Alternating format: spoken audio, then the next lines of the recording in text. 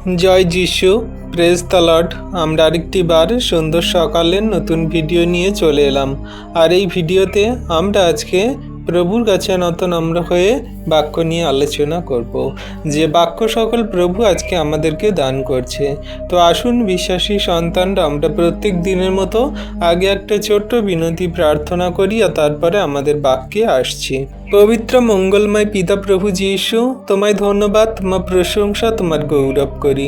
প্রভু, তুমি আজকের এই সুন্দর দিন, সুন্দর সকাল দেখতে দিয়েছো, নিঃশ্বাস প্রশ্বাস দিয়ে বাঁচিয়ে রেখেছো পিতা, তার জন্য ধন্যবাদ করি। তোমার দয়া, কৃপা, করুণা, অনুগ্রহ আমাদের সঙ্গে সাথে আছে।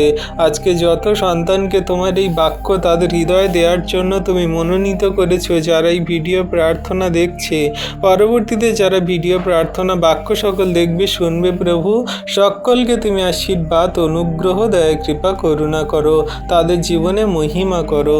হ্যাঁ প্রভু, তুমি মহিমাময় প্রেমের ঈশ্বর পিতা, আমাদের সমস্ত সন্তানদেরকে আশীর্বাদ, অনুগ্রহ, দয়া, কৃপা, করুণা করলে প্রভু, তার জন্য ধন্যবাদ করি। এই বিনতি প্রার্থনা যীশু খ্রিস্ট তোমার পবিত্র মধুর নামে চাইলাম। তুমি প্রার্থনা দেখলে, শুনলে, উত্তর দিলে। আমেন। আসুন এবারে আমরা আমাদের বাক্যকে দেখি। আজকে আমাদের টপিক পবিত্র জীবনযাপনের ব্যবস্থা। আজকে আমরা বিশ্বাসী সন্তানরা যদি খ্রিস্টেতে থাকি, তাহলে আমরা পবিত্র জীবনযাপন কেমনভাবে করব, আর পবিত্র জীবনযাপন করতে গেলে আমাদের কি কি বাক্য ফলো করতে হবে, প্রভুর কোন কোন কথা মেনে চলতে হবে, সেগুলো আমরা আজকে দেখি। আপনি যদি পবিত্রতা এখনো পর্যন্ত জীবনযাপন করতে পারেননি, তাহলে এই বাক্য আপনার জন্য। ভিডিওটি প্রথম থেকে শেষ পর্যন্ত ধৈর্য ধরে দেখুন, শুনুন এবং বাক্যকে বোঝার চেষ্টা করুন। তো আসুন আমরা বাক্যকে দেখি। বাক্য বলছে কলসীয় 3 অধ্যায়ের 1 পদ থেকে। কি বলছে? ঈশ্বর তোমাদের খ্রিস্টের সঙ্গে তুলেছেন, যেখানে খ্রিস্ট ঈশ্বরের ডান পাশে বসে আছেন, সেই স্বর্গীয় জায়গার বিষয় চিন্তা করো। আমেন। তাহলে দেখো বিশ্বাসী সন্তানরা, এখানে আমাদেরকে জানানো হচ্ছে, যেখানে কি না সেই স্বর্গীয় পিতা ঈশ্বর যীশু খ্রিস্টকে তুলেছেন। অর্থাৎ যীশু খ্রিস্ট কি হয়েছেন না, তিনি মৃত্যুবরণ করেছেন, তিনি কবরে গেছেন, 3 দিন পরে আবার জীবিত হয়েছেন, পুনরুত্থিত হয়েছেন। তিনি যেমন হয়েছেন আমরাও হব। আমরা যদি খ্রিস্টের বাক্য, আজ্ঞা, শিক্ষা সকল পালন করি, তাহলে খ্রিস্ট যীশু যেমন মরেছে আবার জীবিত হয়েছে, তেমন আমাদের এই শরীর মরে যাবে, আবার আমরা জীবিত হব। আর আমরা সেই খ্রিস্ট যীশু যেমন পিতা ঈশ্বরের ডান পাশে বসে আছে, আমরা তেমন হয়তো ডান পাশে বসতে পারবো না, কিন্তু আমরা কি করব না, আমরা স্বর্গরাজ্যে থাকবো সেই যীশু খ্রিস্টের সঙ্গে, সেই স্বর্গীয় জায়গায়, যেখানে কোনো পাপী, জঘন্য, মন্দ মানুষ যেতে পারে না।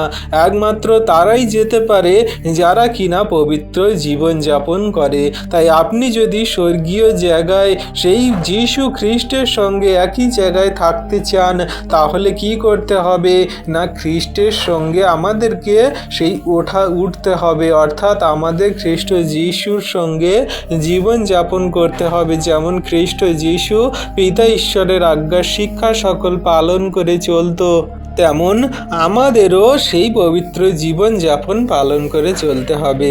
যেমন খ্রিস্ট যীশু পিতার ডান পাশে বসে আছে স্বর্গীয় স্থানে, আমরাও সেই স্বর্গীয় স্থানে বসবো, সেইখানে থাকবো। আর 2 পদে কি বলছে? যে স্বর্গীয় বিষয় ভাবো, পৃথিবী বিষয় ভেবো না। তাহলে আমরা বিশ্বাসী সন্তানরা যদি পবিত্র জীবনযাপন করি, তাহলে স্বর্গীয় বিষয় ভাববো, আমরা স্বর্গরাজ্যে কিভাবে থাকবো, স্বর্গরাজ্যের কিভাবে আমরা অধিকারী হব, কিভাবে পিতা ঈশ্বরের আজ্ঞা পালন করব, তাকে কিভাবে খুশি করব, কিভাবে স্বর্গের সমস্ত সুখ ভোগ জীবন সকল আমরা কাটাবো, সেই সমস্ত স্বর্গীয় বিষয় সকল ভাবব। কিন্তু আমরা যদি জগতের হই, তাহলে আমরা জগতের বিষয় ভাবব, কিভাবে আমরা ছেলে মেয়েকে সুন্দর সুন্দর জামা কাপড় দেব, স্ত্রীকে কিভাবে সুন্দর রূপে আমরা তার সমস্ত চাহিদা প্রয়োজন মেটাবো, আমরা আমরা স্ত্রীকে কিভাবে আমরা সুন্দর গহনাগাটি দেব, শাড়ি দেব, ঘুরতে নিয়ে যাব, খাবার খাওয়াবো, সুন্দর সুন্দর এলাক পোশাক, ড্রেস, নানান রকম জিনিসপত্র, সংসার ফ্যামিলির জন্য আমরা চিন্তা করব, পৃথিবীর মোহমায়াতে আমরা মেতে থাকব। কিন্তু যদি আমরা পবিত্রতায় জীবনযাপন করি তাহলে স্বর্গীয় বিষয়ের কথা সর্বদা আমরা ভাবব এবং সেই দিকেই আমরা মন, হৃদয়, আত্মা সকল রাখব। 3 পদে কি বলছে? তোমরা মারা গেছো এবং ঈশ্বর তোমাদের জীবন খ্রিস্টের সঙ্গে লুকিয়ে রেখেছেন। হালেলুইয়া। তাহলে দেখো, আমরা বিশ্বাসী সন্তানরা আমরা মারা গেছি। আমরা কিভাবে মারা গেছি? না, আমরা যখন যীশু খ্রিস্টকে বিশ্বাস করেছি তখন আমাদের এই পুরনো মনুষ্যত্ব জীবন, অর্থাৎ আমরা যে এই নানান রকম এই পৃথিবীতে থাকাকালীন, আমরা পৃথিবীতে যে চলাকালীন যে সমস্ত আচরণ, ব্যবহার, মিথ্যা কথা বলা, পরনিন্দা, পরচর্চা, রাগ, ক্রোধ, হিংসা, ব্যভিচার, নানান রকমের মন্দতায় জীবনযাপন করতাম, সেখান থেকে আমরা মারা গেছি। আর খ্রিস্ট যিশুতে আমাদেরকে লুকিয়ে রাখা হয়েছে। কিভাবে? না, আমরা যারা এই খ্রিস্টেতে জীবনযাপন করছি আমাদেরকে লুকিয়ে রাখা হয়েছে শয়তান দিয়াবল থেকে, মৃত্যু থেকে। যখন যীশু খ্রিস্ট দ্বিতীয় আগমনে আসবেন আর আমাদেরকে তিনি নিয়ে যাবেন, হয়তো আমাদের এই শরীর মৃত, কিন্তু আমরা আবার জীবিত হব, যেমন করে যীশু খ্রিস্ট আমাদেরকে জীবিত করে তুলবেন। যেমন করে যীশু খ্রিস্ট জীবিত হয়ে উঠেছেন তেমন করে আমাদেরকেও জীবিত করে তুলবেন। তাই বলছে, তোমরা এই পৃথিবীতে মারা গেছো কিন্তু ঈশ্বর তোমাদের জীবন খ্রিস্টে যিশুর সঙ্গে লুকিয়ে রেখেছেন যাতে তোমরা স্বর্গরাজ্যে থাকতে পারো। হালেলুইয়া। 4 বলছে, তোমাদের জীবনে যখন খ্রিস্ট প্রকাশিত হবেন তখন তোমরাও তার প্রতাপের প্রকাশিত হবে। তাহলে দেখো, যখন আমাদের জীবনে যীশু খ্রিস্ট প্রকাশিত হবে, অর্থাৎ দ্বিতীয় আগমনে তিনি আসবেন, আর যখন তিনি আমাদের দেখা দেবেন তখন আমরা তার প্রতাপে জীবিত হয়ে উঠব। আমরা তার প্রতাপে কি হব? না, প্রতাপান্বিত হব, স্বর্গরাজ্যে যাব, প্রকাশিত হব। আর 5 বলছে, তোমরা পৃথিবীর পাপপূর্ণ স্বভাব নষ্ট করে ফেলো, যেমন বেশ্যাগমন, অশুচিতা, মোহ, খারাপ ইচ্ছা, লোভ এবং মূর্তি পূজা। তাহলে আমরা বিশ্বাসী সন্তানরা এই পৃথিবীতে পবিত্রতায় জীবনযাপন করতে গেলে আর যীশু খ্রিস্টের সঙ্গে প্রকাশিত হতে গেলে, প্রতাপান্বিত হতে গেলে আমাদের কি করতে হবে? না, এই পৃথিবীতে পাপ স্বভাবগুলো আমাদের নষ্ট করতে হবে, ত্যাগ করতে হবে। যেমন কি? না, বেশ্যাগমন। আমরা অনেকে কি করি? না, বেশ্যাগামী কাজ করি, ব্যভিচার পাপ করি। অনেক মা বোনেরা আছেন, অনেক পুরুষরা আছে, তারা বেশ্যাগামী করে। তাদের স্ত্রী থাকার সত্ত্বেও অন্য পর স্ত্রীর সঙ্গে সম্পর্ক রাখে। অনেক মা বোনেরা তাদের স্বামী থাকা সত্ত্বেও অনেক পর পুরুষের সঙ্গে সম্পর্ক রাখে।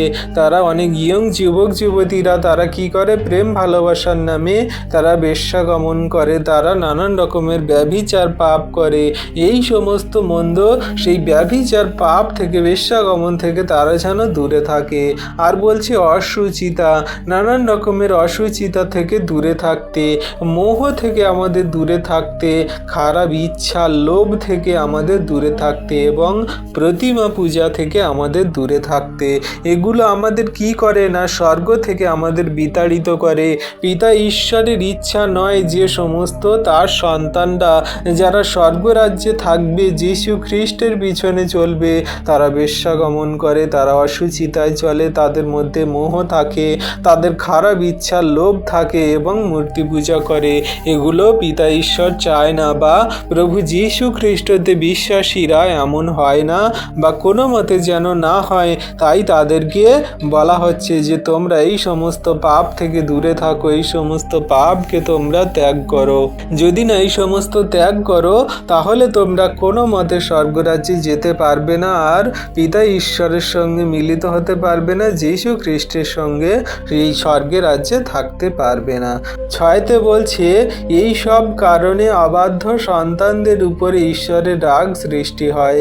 তাহলে এই সমস্ত মানুষদের জন্য বা এই সমস্ত চলাফেরার কারণে ঈশ্বরের রাগ কিন্তু আমাদের উপরে বা সেই অবাধ্য সন্তানদের উপরে সে আসে।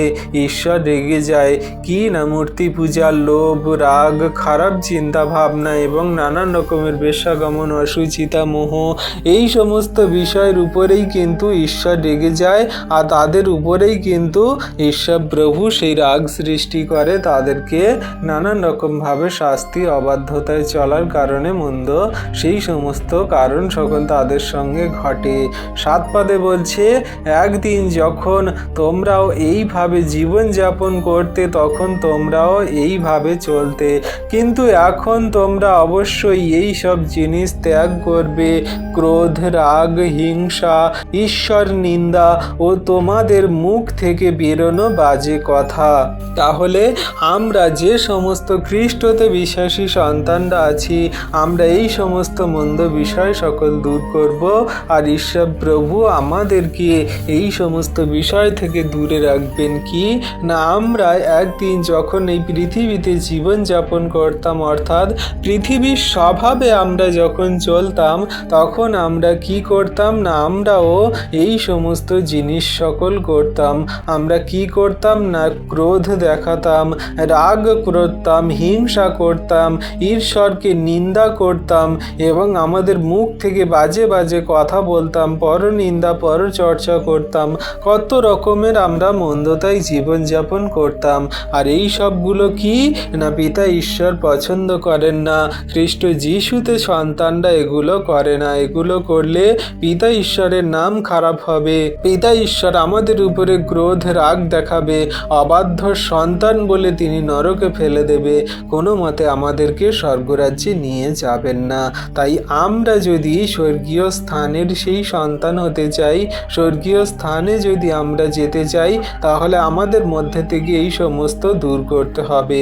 আজকে যদি আপনারা বিশ্বাসী সন্তানরা, আপনাদের মধ্যে এই সমস্ত থাকে, রাগ থাকে, নানান রকমের ক্রোধ, হিংসা থাকে, ঈশ্বর নিন্দা থাকে, তোমাদের মুখে বাজে মন্দ কথা থাকে, তাহলে এগুলোকে এই মুহূর্ত থেকে ত্যাগ করুন। প্রভুর কাছে হাঁটু পাতুন, প্রার্থনা করুন, চোখের জলে বলুন, প্রভু আমার মুখ থেকে সমস্ত বাজে মন্দ কথাগুলো দূর করো, আমার মন থেকে সমস্ত হিংসা, রাগগুলো দূর করো, আমার ভিতর থেকে সমস্ত ক্রোধ সকল দূর করো, ঈশ্বর নিন্দা, মন্দ বাজে বিষয় জিনিসগুলো তুমি ত্যাগ করো, যেন আমি তোমার যোগ্য সন্তান হতে পারি। হ্যাঁ প্রভু, আমরা তো মানুষ, আমরা ভুল ত্রুটি অন্যায় করে বসি, আমাদের জানতে অজান্তে অনেক পাপ ভুল অন্যায় হয়ে যায়, কিন্তু তুমি তো মহান ঈশ্বর প্রভু, নিজ সন্তান গুণে আমাদেরকে ক্ষমা করে দাও, আমাদের মন, হৃদয়, আত্মাকে তুমি গড়ে নাও, পবিত্রতায় চালিত করো, তোমার বাক্য অনুযায়ী আমাদের কার্য করতে সাহায্য করো। আপনি এই মুহূর্তে এই বাক্য শোনার সঙ্গে সঙ্গে প্রার্থনা করুন, হাঁটু পাতুন, চোখের জলে প্রভুর কাছে কান্না করুন। আর তিনি দয়ালু কৃপাময় পিতা, তিনি রাজাদের রাজা, প্রভুদের প্রভু, তিনি আমাদের একমাত্র সেই স্বর্গীয় পিতা ঈশ্বর, তার সন্তানকে কোনো মতে বিনষ্ট হতে দেবেন না। তাই তিনি আমাদের এই সমস্ত প্রার্থনা শুনবেন এবং উত্তরও দেবেন। নয় কি বলছে, একজন অপরকে মিথ্যা কথা বলো না, কারণ আগে যা অনুশীলন করতে তা ছেঁড়া কাপড়ের টুকরোর মতো ফেলে দাও, এবং তুমি সেই নতুন মানুষকে পরিধান করেছ যা তোমাকে জ্ঞানের প্রতিমূর্তিতে নতুনীকৃত করেছে, সেই সৃষ্টিকর্তার প্রতিমূর্তিতে। হালেলুইয়া। তাহলে দেখো আমাদেরকে কত সুন্দরভাবে আজ্ঞা দিচ্ছে, শিক্ষা দেওয়া হচ্ছে, বলছে একজন অপরকে তোমরা মিথ্যা কথা বলো না, একজন অপরের কাছে যেন আমরা কোনো মতে মিথ্যা কথা বলি না। আমরা যদি মিথ্যা কথা বলি এটা ঈশ্বর প্রভু কোনো মতে সহ্য করেন না, কারণ আমাদের প্রভু ঈশ্বর পিতা তিনি সত্যময়, তিনি সর্বদা সত্যের আধারেই চলেন, আর সত্যই হলো পবিত্র, আর পবিত্রই হলো যীশু খ্রিস্ট, আর যীশু খ্রিস্টেন হলো ঈশ্বর। তাহলে একজন অন্যজনের কাছে যেন মিথ্যা কথা না বলি। আমরা মিথ্যা কথা যদি বলি ঈশ্বর খুব রেগে যান, এটা ঈশ্বর কোনো মতে পছন্দ করেন না। আর বিশ্বাসী বর্গ সন্তানদের মধ্যে যেন কোনো রকম মিথ্যা আচরণ না থাকে, এটা ঈশ্বর প্রভু কোনো মতে চান না। তাই ঈশ্বর প্রভু বলছেন যে একজন অন্যজনের কাছে কোনো মতে তোমরা মিথ্যা কথা বলো না, যেটা সত্য, যেটা সঠিক, যেটা ন্যায্য সেই কথাই বলো, কারণ সত্য হলেন প্রভু যীশু, সত্য হলেন ঈশ্বর। তাই বলছে কারণ আগে যা অনুশীলন করতে তোমরা সেগুলো ছেঁড়া কাপড়ের টুকরোর মতো ফেলে দাও। তোমরা আগে যেমন মন্দতায় জীবনযাপন করতে সেগুলো তোমরা ফেলে দাও। যেমন করে আমরা সেই জামা কাপড় পরলে আর সেগুলো পুরানো হয়ে যায়, ছিঁড়ে যায়, আমরা কি করি না, আমরা ফেলে দিই বা পুড়িয়ে দিই। তেমন করে আমাদের পুরনো সমস্ত চিন্তা ভাবনা, বিচার বুদ্ধি, মিথ্যা আচরণ, ব্যবহার, নানান রকমের মন্দ বিষয়গুলো আমরা কি করি না, ছেঁড়া কাপড়ের মতন, ছেঁড়া টুকরোর মতন আমরা সেগুলো ফেলে দিই, সরিয়ে দিই আমাদের জীবন থেকে, এবং আমরা যেন নতুন মানুষকে পরিধান করি, কারণ প্রভু যীশু আমাদেরকে নতুন করেছেন তার অমূল্য রক্তে। বলছে তোমাকে জ্ঞানের প্রতিমূর্তিতে নতুনীকৃত করা হয়েছে, অর্থাৎ যে পিতা ঈশ্বরের জ্ঞান তিনি আমাদের সেই তার প্রতিমূর্তিতে গড়েছেন। পিতা ঈশ্বরের যে জ্ঞান, বুদ্ধি, চিত্ত, প্রজ্ঞা, স্বভাব, আচরণ, বিচার বুদ্ধি সমস্ত কিছুই আমাদেরকে সেই মতো দেয়া হয়েছে, তার মূর্তিতে দেয়া হয়েছে, তার প্রতিমূর্তিতে। মানে তিনি যেমন দেখতে, তিনি যেমন শরীরে আছেন তেমন নয়, কিন্তু তিনি যেমন বিচার বুদ্ধি, জ্ঞান, চিত্ত, প্রজ্ঞা রাখেন, তিনি যেমন মেন্টালিটি রাখেন, সেই রকম আমাদের দেয়া হয়েছে, কারণ সৃষ্টিকর্তা ঈশ্বরের প্রতিমূর্তিতে আমাদেরকে গড়া হয়েছে, আমাদেরকে তৈরি করা হয়েছে, অর্থাৎ আমরা খ্রিস্ট যীশুতে নতুন হয়েছি, আমাদের সেই পিতা ঈশ্বরের প্রতিমূর্তিতে।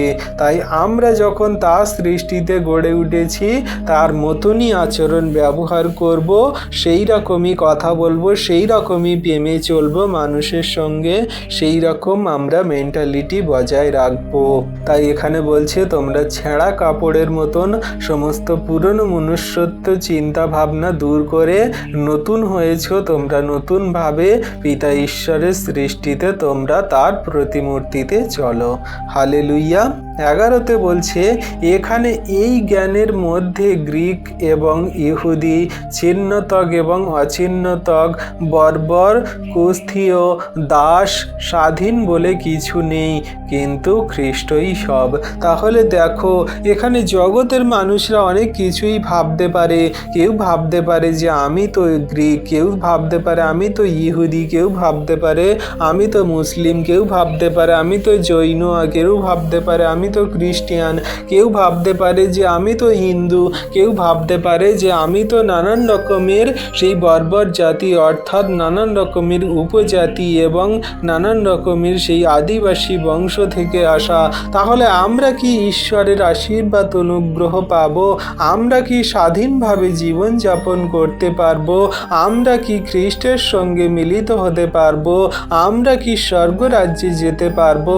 কিন্তু প্রভু ঈশ্বর বলছে যে না, তোমরা এইরকম ভেবো না, সবই আমার, আমি তোমাদেরকে আশীর্বাদ অনুগ্রহ করেছি।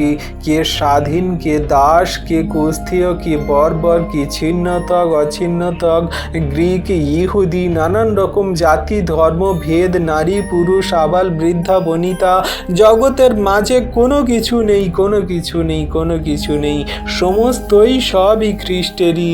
খ্রিস্ট যিশুই তাদেরকে গড়েছেন যারা তার চরণতলে এসেছে। আজকে আমি আপনি যদি তার চরণতলে এসেছি, তার বাক্য সকল শুনছি, পালন করছি, তাহলে তিনি বলছে যে সবই কিছু তাহলে খ্রিস্টেরই। তিনি তোমাদেরকে তার মতো করে গড়ে নেবেন, তোমাদেরকে তার মতো করে চালিত করবেন যদি তোমরা তার আজ্ঞার শিক্ষা সকল পালন করো। তোমরা খ্রিস্টের অমূল্য রক্তে শুচি হয়েছে, তোমরা তোমাদের পাপ সকল খ্রিস্ট যিশুর উপরে দিয়েছ, তিনি তোমাদের শুচি ধৌত করেছেন।